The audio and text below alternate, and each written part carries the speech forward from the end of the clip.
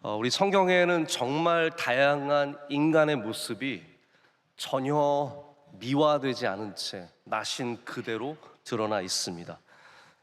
사람은 완전하지 않다는 말입니다. 그래서 사람을 미화하지 않습니다.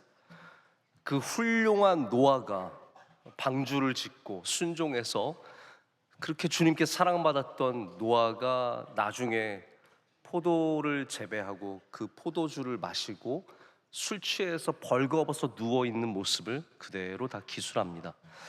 다윗이 밧세바를 범한 사실을 전혀 가감없이 다 적고 있습니다. 엘리사라고 하는 이 위대한 선지자가 어린아이들이 머리가 벗겨졌다고 놀리는 그것에 화가 나서 저주를 하고 곰이 내려와서 아이들이 죽는 이 비참한 일들이 그대로 나옵니다. 그리고 사람들이, 이런 연약한 인간들이 사람끼리 상처를 주는 모습들도 그대로 보여줍니다. 모세는 누구에게 공격받았냐 하면요, 누이인 미리암과 형인 아론에게 공격을 받았습니다. 그를 시기하고 질투함으로 그를 비방하는 일들이 있었습니다. 가장 대표적인 예는 예수님입니다. 예수님께서 가장 가깝게 두셨던 12 제자들 중에서 한 명이 은을 받고 예수님을 팔아 넘겼을 뿐만 아니라 수제자로 길렀던 베드로가 예수님을 3번이나 부인합니다. 이런 모든 모습들은 성경이 얼마나 정직하게 적혀져 있는지를 보여주고, 그래서 우리가 성경을 신뢰할 수 있는 겁니다. 또한 우리에게 보여주는 것은 이렇게 좋고 가까운 사람까지도 우리에게서 충분히 상처를 줄 수 있고 우리 삶에 어려움이 될 수 있다는 것을 말해주고 있습니다. 하지만 이런 상처를 분명히 하나님께서는 선하심으로 바꾸실 수 있습니다. 하나님의 뜻 가운데 우리가 입는 이 상처도 아픔도 관계 속의 어려움도 하나님의 손에 있으면 하나님께서 선하게 바꾸실 수 있다는 말입니다. 오늘 본문에서 예수님은 이런 사람들을 대하시는 방식이 어떻게 되어야 하는지를 우리에게 보여주고 계십니다.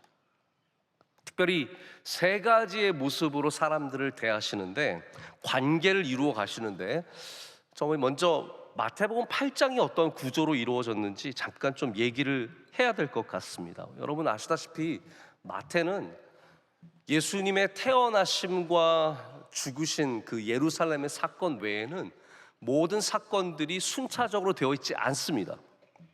그러니까 마태는 예수님의 말씀을 묶어서 5개로 배치를 했습니다. 그 가운데 산상수훈이 있고, 그 가운데 천국에 대한 비유가 있고, 종말에 대한 설교가 있고, 이렇게 어떤 묶음으로써 예수님의 말씀을 모아 나왔고, 예수님의 행적들도 그렇게 묶여 있는 것이 굉장히 많습니다. 8장도 마찬가지입니다. 오늘 우리가 읽은 본문 8장은 예수님께서 사람을 어떻게 대하셨는가에 대한 장입니다. 제가 8장을 이렇게 쭉 본문 말씀을 찾은 다음에 8장을 보니까 이렇게 시작을 합니다. 한 나병 환자를 고치셔 주셨습니다. 그리고 나서 백부장, 믿음 좋은 백부장이 와서 하인을 고쳐달라고 해서 예수님께서 하인을 고쳐주시는 얘기가 나옵니다. 그 다음에 베드로의 장모를 고쳐주십니다. 이 고쳐주시는 대상도 얼마나 다양한지를 보실 수 있어야 합니다. 그리고 나서 오늘 본문 바로 전에는 귀신을 쫓아내시고 사람들을, 병든 자들을 다 고쳐주셨다라고 하는 말씀이 적혀 있습니다. 이 모든 것은 예수님께서 사람들을 얼마나 불쌍히 여기시고 사랑하는지를 보여주는 그런 내용입니다. 예수님은 그들을 아끼셨고 그들을 불쌍히 여기셨고 그래서 고쳐주셨고 귀신들을 쫓아내 주셨습니다. 이게 전부가 아닙니다. 오늘 본문에 보면 이제 예수님께서는 사람들과의 관계를 우리에게 보여주시는데, 그 관계를 보면 내려놓으시는 관계이고 떠나보내시는 관계이고 또한 동시에 붙잡는 관계입니다. 그래서 8장은 단순히 어떤 치유와 죽기, 이런 예수님께서 사람을 고치시는 이야기만 있는 것이 아니라 예수님이 사람을 대하는 방식 전체를 다루고 있다고 해도 과언이 아닙니다. 심지어는 이렇게 관계 속에 역사하시는 것도 단순한 어떤 관계의 문제만이 아니라 사람을 치유하시는 연장선상에 있지 않을까라는 그런 생각을 해보게 됩니다. 그럼 우리가 가져야 하는 인간을 대하는 방식들, 사람을 대하는 방식들도 이 3가지의 모습 속에서 찾아보게 됩니다. 첫 번째는 예수님은 사람들을 떠날 줄 아셨습니다. 예수님은 군중의 요구나 분위기, 기대를 따라 움직이지 않으셨습니다. 18절에 무리가 자기를 애워싸는 것을 보시고 건너편으로 가기를 명하셨다라고 기록하고 있습니다. 이것은 예수님께서 사람들에게 무관심하셨다는 것이 아니라 사람들보다 사명에 더 끌려가셨다라는 그러한 말씀입니다. 예수님은 그래서 군중에게 끌려다니지 않으셨습니다. 하나님의 뜻에 끌려다니셨습니다. 요한복음에는 좀 다른 상황이지만 이런 내용이 있습니다. 오병이어의 기적을 행하신 다음에 사람들이 예수를 억지로 붙들어 임금으로 삼으려는 줄 아시고 다시 혼자 산으로 떠나가시니라 라고 되어 있습니다. 수많은 사람들이 예수님 사랑해서 환호하면서 예수님 임금으로 삼기 위해 왔지만 예수님은 그들을 상관하지 않으시고 떠나보내시고 혼자 다른 곳으로 갑니다. 이렇게 무리를 향하실 때도 분명하게 예수님은 흔들리지 않고 예수님의 길을 걸어가시는 겁니다. 가까운 사람이 말려도 예수님은 그들을 상관하지 않으셨습니다. 베드로가 예수님께서 어떤 말씀을 하셨냐면 나 이제 십자가 져야 한다, 내가 죽어야 한다, 내가 인간의 죄를 위해서 죽어야 한다라고 말씀하셨을 때 베드로가 뭐라고 했냐면 주님, 안 됩니다. 십자가는 안 됩니다. 절대로 그런 일이 있어서는 안 됩니다 라고 했을 때 주님께서 뭐라고 하셨냐면 사탄아 내 뒤로 물러가라 라고 하셨습니다. 여러분, 아끼는 제자인데 너무 이거 좀 심한 말 아닙니까? 만약에 제가 이 목회자들과 함께 어디를 가다가 제가 무슨 일이 있어가지고 나 이거 가야겠다 하는데 우리 부목사님이 목사님 안 됩니다, 거기로 가시면 안 됩니다, 그 길은 핍박과 어려움이 있습니다, 그럼 제가 사탄아 뒤로 물러가라, 그럼 그 부목사님 분명히 그날 저녁에 인스타그램에 올릴 거예요. 우리 담임 목사가 나한테 사탄이라고 했다. 여러분, 우리는 이러한 내가 사랑하고 나를 좋아하고 이런 관계 속에서 나의 목적을 잃을 때가 참 많습니다. 거기에 끌려다니게 됩니다. 진정한 사랑은 그런 사랑이 아닙니다. 진정한 사랑은 끌려다니는 사랑이 아닙니다. 여러분, 아들을 정말로 사랑한다면 그 아들을 위해서 모든 것을 해줄 수 있지만 그 아들이 그냥 원하는 것에 다 끌려갈 수는 없는 겁니다. 떠나야 할 때 떠나는 것도 용기이고, 예수님은 그런 면에서 관계에 있어서 끌려다니지 않으셨고 사명에 붙잡혀 다니셨기 때문에 사람들을 그렇게 쉽게 떠나보내실 수 있는 용기와 능력을 갖고 계셨습니다. 예수님에게 항상 배우고 예수님을 닮아가기를 원했던 사람이 바울인데 바울도 똑같은 모습을 보여줍니다. 에베소 장로들을 모읍니다. 에베소는 바울이 3년 동안이나 목회했던 아주 훌륭한 교회입니다. 에베소에서 수많은 사람들이 길러졌습니다.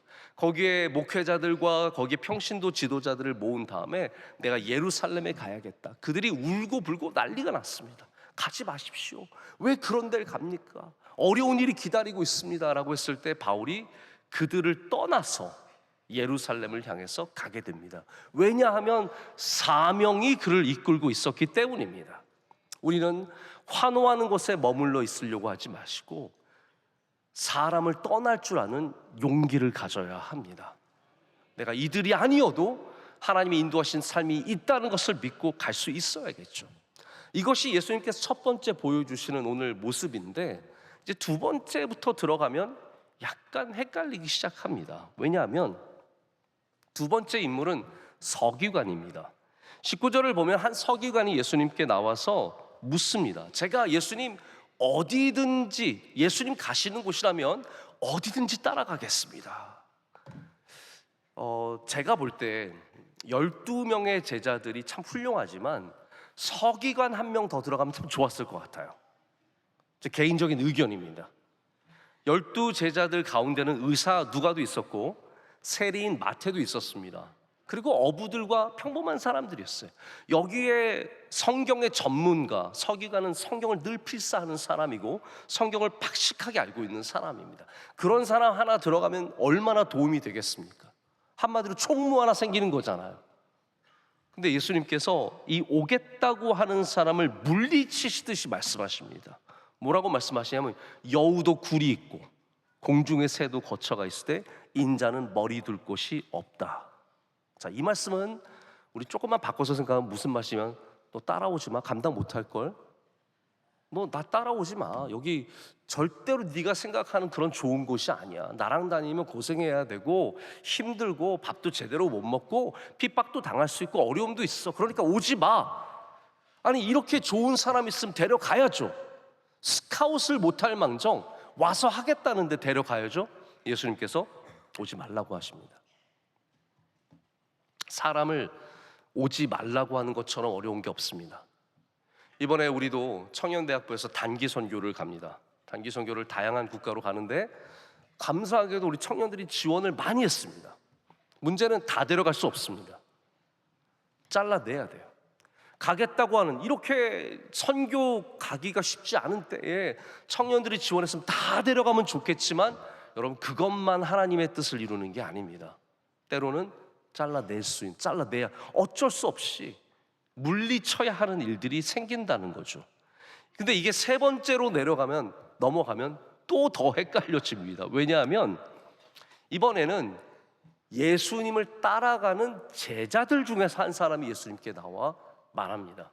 여러분, 예수님의 제자가 여러 스펙트럼이 있다는 걸 아실 겁니다. 12제자가 있고 70인의 제자가 있고 120명의 제자가 있고 수많은 이런 제자의 겹겹이 쌓여 있습니다. 그 제자 중에 한 명이 예수님께 가서 내가 아버지를 장사하게 허락해 달라고 합니다. 자, 여러분, 아버지를 장사하겠다는데 누가 이거를 보내주지 않을 수 있겠습니까? 게다가 유대인들은 하루 만에 장사를 다 치러야 합니다. 빨리 보내줘야 합니다. 저 같으면 당연히 보내줬을 겁니다. 그런데 어쩌면 예수님은 이 사람의 중심에 있는 마음을 읽으셨을 수도 있을 것 같아요. 가서 안 돌아오려고, 너무 힘들고 어려우니까 가서 이제는 요 핑계로 이제는 이제 끝내야지 내가, 그런 마음이 있었을지 모르겠어요. 예수님 뭐라고 말씀하시냐면 죽은 자들이 죽은 자를 장사하게 하고 너는 나를 따르라고 합니다. 자, 여러분, 안 헷갈리십니까? 따라오겠다고 하는데 따라오지 말라고 하고, 가겠다고 하는데 너는 가지 말라고 하고, 예수님의 사람을 대하시는 방식들을 보면 일관성이 보이지가 않습니다. 만약에 인기를 쫓아가는 사람이었다면 따라오겠다는 사람 다 데려가야 합니다. 근데 그것도 아닙니다. 사람이 싫어서 보내기를 원하시는 분이라면 그냥 다 떠나 보내야 합니다. 근데 그것도 아닙니다. 자, 예수님의 사람을 대하시는 방식을 보면 사랑 외에는 특별한 일관성이 없습니다. 따라오면 떠나버리시고, 쫓아오면 보내시고, 가겠다고 하면 붙잡습니다. 주님은 인기와 사람들에게 박수받는 것이 목적이 아니었기 때문에, 사명을 위해서 일하셨기 때문에 이 모든 것에 있어서 자유함이 있었습니다. 아니, 저 같으면 잠자리를 만들어서라도 사람들 더 모아서 데려갈 텐데 그렇지 않으셨습니다. 아니, 사람들이 싫으셨으면 애초에 8장에 나오는 이 치유의 사건들 아예 하지도 뭐하러 사람 싫은데 뭐하러 고쳐줍니까? 힘든 사람들 뭐하러 만납니까? 그들과 식사는 왜 하십니까? 자, 그러면 예수님은 변덕이 많은, 자기 마음대로 행하는 변덕쟁이 신입니까? 아니요, 그렇지 않습니다. 오늘 말씀은 두 가지를 우리에게 분명하게 말해준다고 생각을 합니다. 첫 번째는 말씀드린 것처럼 예수님께서 사람을 사랑하셨다. 그리고 동시에 그들에게서 자유하셨다. 이것이 바로 우리가 가져야 할 사람과의 관계의 두 개의 기둥입니다. 우리는 사람을 사랑하되 매이지 않고 자유해야 합니다. 자유한 곳에 능력이 있기 때문입니다. 그럼 예수님이 가지셨던 이 자유함을 우리가 어떻게 가질 수 있겠습니까? 저는 그 관계가, 자유함이 우리가 내려놓음에서 시작한다고 생각합니다. 우리가 모든 관계들을 좀 내려놓을 줄 알아요. 집착하는 관계일수록 좀 내려놓을 수 있어야 합니다. 우리 12제자들을 좀 생각을 해보겠습니다. 예수님께서 제자들을 12명을 3년이나 데리고 다니셨습니다. 동고동락했습니다. 고생도 같이 하고 기쁨도 같이 누리고 이들이 수많은 곳에 함께 다녔습니다. 근데 제가 성경을 이렇게 보니까 이들 중에 휴가 간 사람이 없습니다. 베드로가 일주일 동안 휴가 갔다 왔노라, 이런 기록이 없습니다. 이들 중에서 안식년을 취해서 1년 동안 어디 갔다 온 사람도 없습니다. 그런 이야기가 나오지 않습니다. 다 예수님과 3년 내내 함께 먹고 자고 이동하고 주님의 말씀을 듣고 사람들에게 전도 여행을 떠나고 주님께서 하라는 대로 다 했습니다. 여러분, 남자들이 3년을 같이 지내면 그 우정이라는 게 생깁니다. 미운정, 고운정해서 어떠한 케미스트리가 형성이 됩니다. 우리 봉사를 3년만 같이 해도, 우리 보기만 해도, 눈빛만 봐도 통하는 게 있는 것처럼 3년이나 예수님 함께 다녔으면 이 제자들은 아주 끈끈한 관계가 되었을 것입니다. 그들 가운데는 형제들도 있었습니다. 부모님이 같은 형제들도 있었고, 어부와 같은 직종을 가진 사람들도 있었습니다. 근데 나중에 이들이 다 흩어지죠. 예수님 부활하시고 나서 대명령, 대사명을 주신 다음에 그것을 잡고 흩어집니다.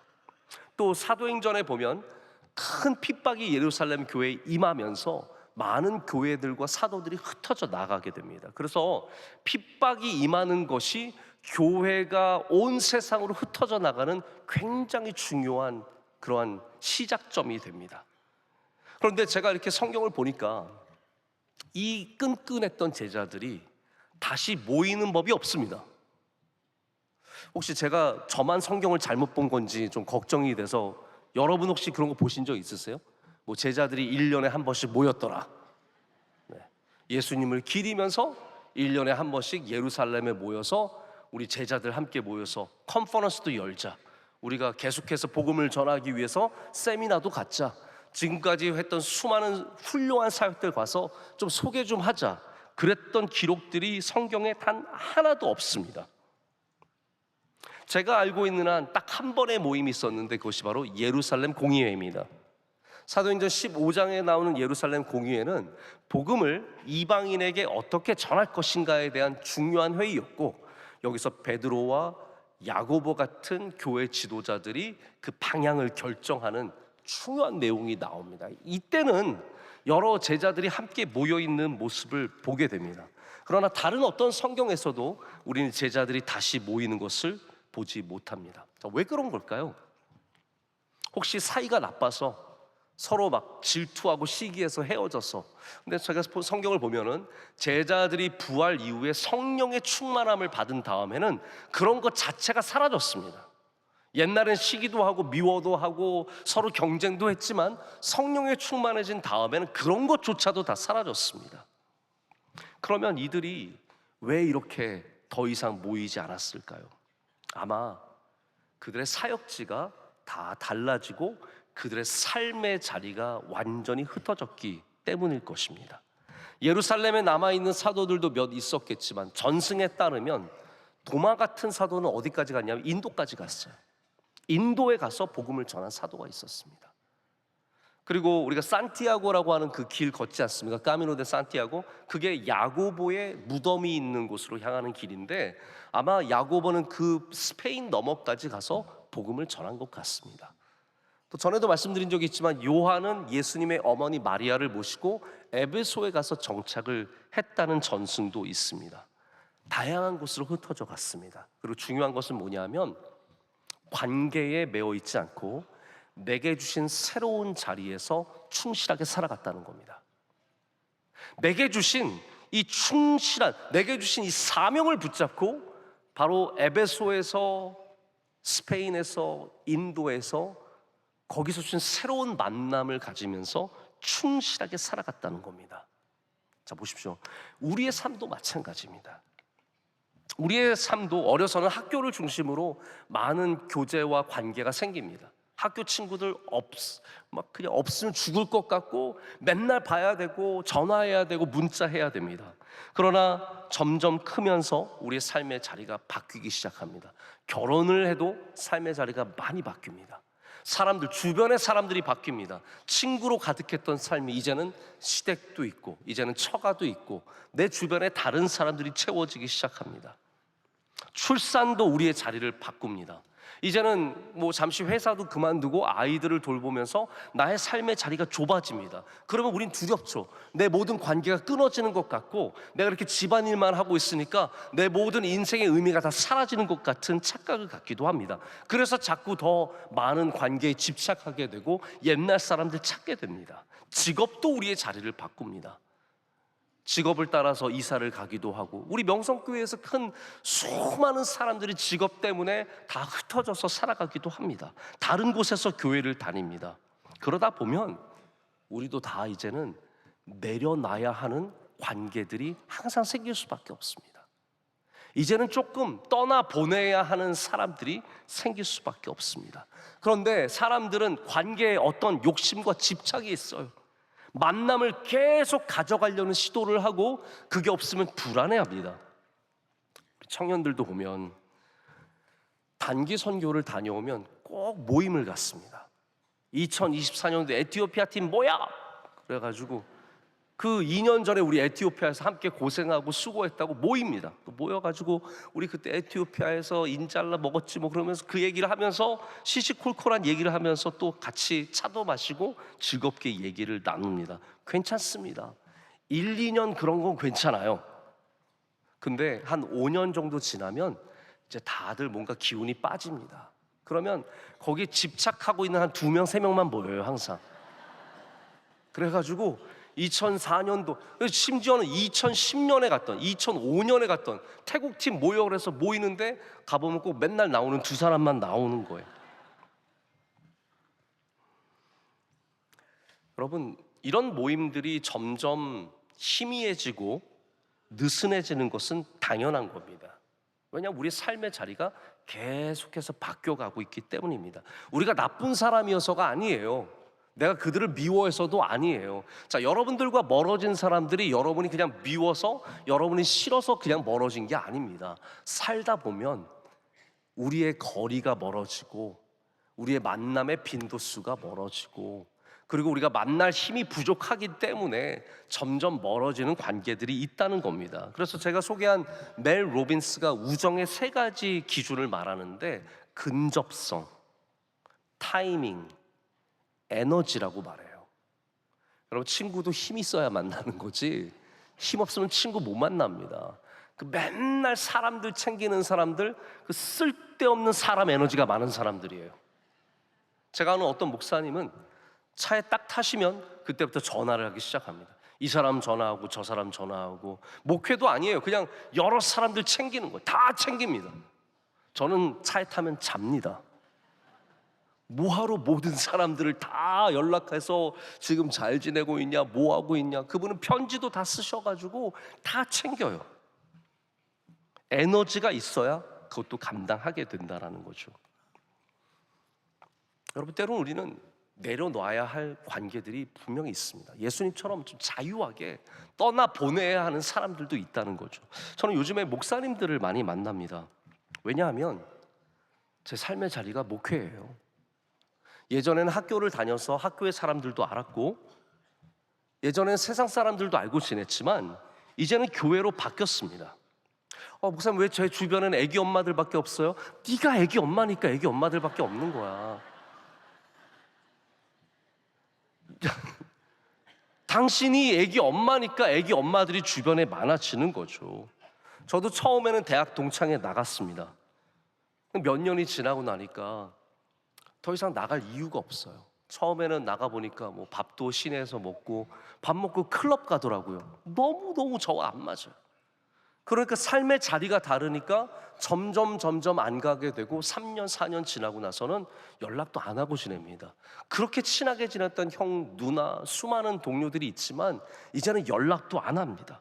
31년 전에 졸업한 대학을, 그 친구들을 뭐하러 찾아다닙니까?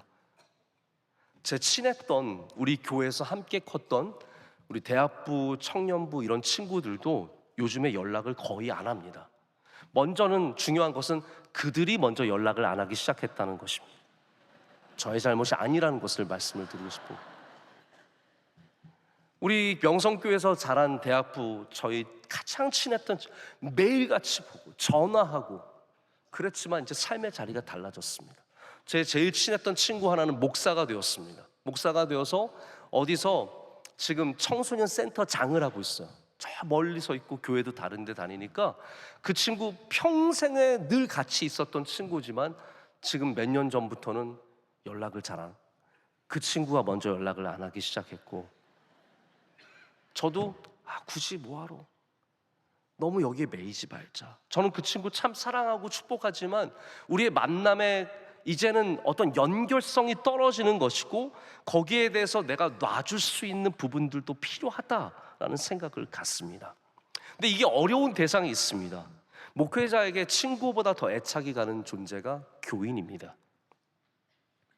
성도는 좀 다릅니다. 저는 가끔 우리 교회에서 신앙생활 하다가 다른 교회로 간 청년, 젊은 가정, 이런 교인들 보면 가끔 그들이 올려놓는 사진들 보면 돌 하나 삼킨 것 같은 그런 묵직한 애타는 마음이 있습니다. 굉장히 마음이 씁쓸하기도 하고 아프기도 하고 또 보면서 좋기도 한 다양한 감정들이 있습니다. 제가 사람을 떠나보내기 참 힘들어하는 그런 성품이다, 성격이다라는 생각을 제가 해봅니다. 근데 어느 순간부터 내가 이런 사람들을 축복하면서 보내줘야 되는 것이 아닐까라는 생각을 갖기 시작했습니다. 우리 청년들 가운데는 지방에 이사 가서 거기에서 교회를 다니는 사람들도 있습니다. 결혼을 해서 아이를 낳으면서 남편 교회로 간, 아내의 교회로 간 청년들도 있습니다. 또 어떤 사람들은 우리 교회에서 실망하고 상처를 입어 떠나서 다른 교회를 다니기도 합니다. 어떤 이유로 떠나가든 이제 새로운 곳에서 새로운 사람들과 살아가는 그들에게 제가 계속 집착하는 것이 영적으로 건강하지 않습니다. 그들의 사진을 자꾸 들여다보면서 요즘 뭐하고 사나, 어느 교회 다니나, 그 교회 사진을 찾아, 무슨 교회 다니는지를 계속 찾아보는 거예요. 어느 교회 다니고 있나, 잘 다니고 있나, 어떻게 살고 있나. 근데 이런 마음들이 절대로 건강하지만은 않다라는 생각을 갖고 그들의 삶이 이제는 놔주고 그들이 그들의 삶을 아름답게 살아가도록 축복해주면 되는 겁니다. 저희 친한 친구 중에 한 명은 지금 아틀란타에서 살고 있습니다. 살고 있대. 그것만 알아요. 그것만으로도 충분하다라는 생각이 들곤 합니다. 자, 바울은 수많은 교회를 세웠습니다. 정말 피땀 흘려 세운 교회고 거기서 복음을 전하면서 길러낸 정말로 귀한 사람들이 많았습니다. 그리고 그들을 사랑하는 마음으로 떠난 후에는 편지를 썼지만 그들에게 집착하지 않았습니다. 너는 내 사람이야. 그래서 바울이 제일 경계한 게 무엇입니까? 아볼로파, 게바파, 바울파 나눠져서 내 사람이 되는 걸 경계한 겁니다. 왜냐하면 거기에 집착하게 되기 때문입니다. 내가 세운 교회고 내가 길러낸 일꾼이고 내가 가르친 사람이고 그런 것을 통해서 끊임없이 그 사람을 붙잡고 있으려는 마음들, 바울은 그것을 경계했고 그렇기 때문에 자유했습니다. 떠나보냈습니다. 그들의 사역을 감당하도록, 그 교회가 그 교회의 은혜를 입도록 내버려 두는 겁니다. 예수님께 배운 그대로 사람에게서 자유한 삶을 살아갈 때 우리는 가볍고 능력 있는 사명자로 살게 될 줄로 믿습니다. 그래서 바울이 서신서인 로마서에 12장에 이런 말씀을 적어요. 12장 전체가 사실은 처음에는 조금 다를 수 있지만 우리 사람이 사람을 대하는 방식에 대한 이야기입니다. 우는 자들과 함께 울라, 이런 말씀들이 다 로마서 12장에 있는 말씀 아닙니까? 여기 17절과 18절에 이런 말씀이 있습니다. 아무에게도 악을 악으로 갚지 말고 모든 사람 앞에서 선한 일을 도모하라. 할 수 있거든 너희로서는 모든 사람과 더불어 화목하라. 아멘. 자, 우리 모두가 더불어 화목해야 되는데 여기 전제 조건이 있습니다. 할 수 있거든. 이 말은 다르게 말하면 무슨 뜻입니까? 할 수 없을 수도 있다는 말입니다. 우리 모든 인간은 한계를 갖고 있습니다. 내가 모두를 다 행복하게 할 수 없고 모두를 다 좋게 할 수 없습니다. 할 수 있거든 해야죠. 하지만 우리는 인간의 한계를 인정해야 합니다. 내가 지금 살고 있는 자리는 여기입니다. 내가 갖고 있는 에너지는 이만큼입니다. 할 수 있거든 화목해야 하지만 우리가 그 이상을 할 수 없는 부분들도 분명히 있습니다. 너희로서는 이라는 단어도 굉장히 중요한 단어고 우리가 캐치하기 쉽지 않은 아주 미묘한 뉘앙스가 여기 있습니다. 너희로서는 이라는 말이 무슨 말이냐 하면 너희에게 달려있는 한이라는 뜻입니다. When it depends upon you, 너에게 이러한 관계가 달려있는 한이라는 말이에요. 이런 거죠. 누군가가 나를 싫어해서 계속 뒷담화를 뒤에서 하고 다녀요. 그럼 내 의지와 상관없는 부분이에요. 내가 할 수 없는 부분입니다. 내가 할 수 있는 한, 이 관계가 내게 달려있는 한 우리는 반드시 화목한 관계를 가져야 할 줄로 믿습니다. 하지만 동시에 우리가 인정해야 되는 것은 내가 할 수 없는 그런 관계가 있다라는 것, 내 의지와 내 뜻대로 되지 않는 사람들도 있다라는 것. 그래서 이 말씀은 우리 한계를 인정하라는 말입니다. 우리 한계를 인정할 때 우린 자유함을 얻습니다. 여러분, 옛날 사람들 다 만나고 다니려면 어느 옛날 사람까지 만나고 다녀야 합니까? 유치원까지 가야 됩니까? 아닙니다. 다 우리가 한계를 갖고 있습니다. 우리 교회 안에서도 지금 같은 부서 안에서 열심히 함께 봉사하면서 가깝게 지내지만 다른 부서로 가서 멀어진 사람 너무 다 챙기려고 하지 마시라는 거예요. 저도 개인적으로 목회자로서 이 교회에서 저 교회로, 저 교회에서 다른 교회로 옮겨간 그런 이력들이 쭉 있습니다. 제가 가졌던 신념 중에 하나는 뭐냐 하면 전 교회의 성도들을 내가 목양하지 말자라는 거예요. 저도 그분들에게 사랑을 많이 받았고 그분들에게 사랑을 많이 줬습니다. 그때 청년들, 잊을 수 없는 청년들이 참 많이 있습니다. 그런데 저는 좀 표현이 죄송하지만 찝쩍거리지 않습니다. 옛날 성도들에게 찝쩍거리지 않습니다. 그게 저는 좋은 방향은 아니라고 생각해요. 제가 정말로 지금 마음을 두고 섬겨야 할 것은 우리 교회에 우리의 주신 성도들이고 이 자리에 충실한 것이 하나님께서 기뻐하시는 일이라는 것이죠. 자, 말씀을 제가 정리하고 맺으려고 합니다. 여러분, 결과적으로 우리의 인간 관계를 위해서 우리가 꼭 가져야 하는 것 중에 하나가 뭐냐면 믿음입니다. 자, 왜 믿음이 중요하냐면 순종이라고 하는 책을 쓰신 존 비비어가 쓴 관계라는 제목의 책이 있습니다. 여기에 어떤 얘기가 나오냐면 누가복음 17장에 예수님께서 제자들에게 이렇게 말씀하세요.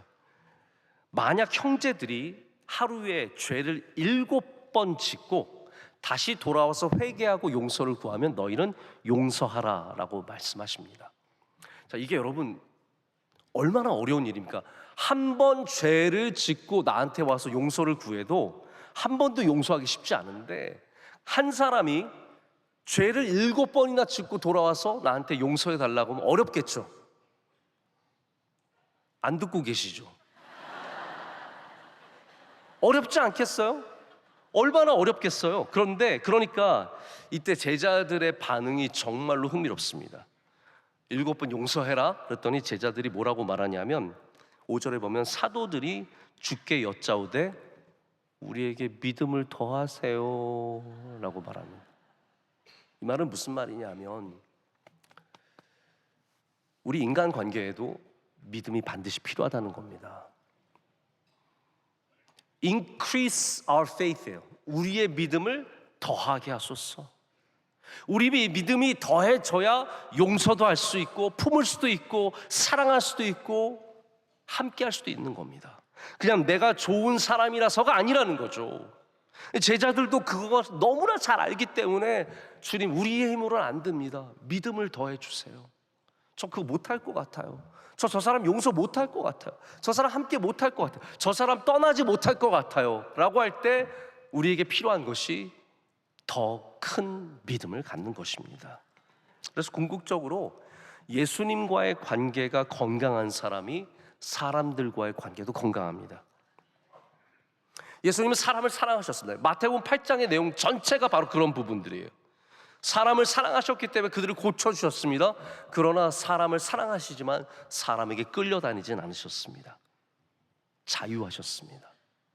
붙잡기도 하시고 떠나보내기도 하시고 함께하기도 하시고 혼자 사라지기도 하시고 그 자유의 근원은 그냥 멋대로 살아가는 것이 아니라 하나님 아버지께서 주신 사명을 붙잡는 자유한 삶이었기 때문입니다.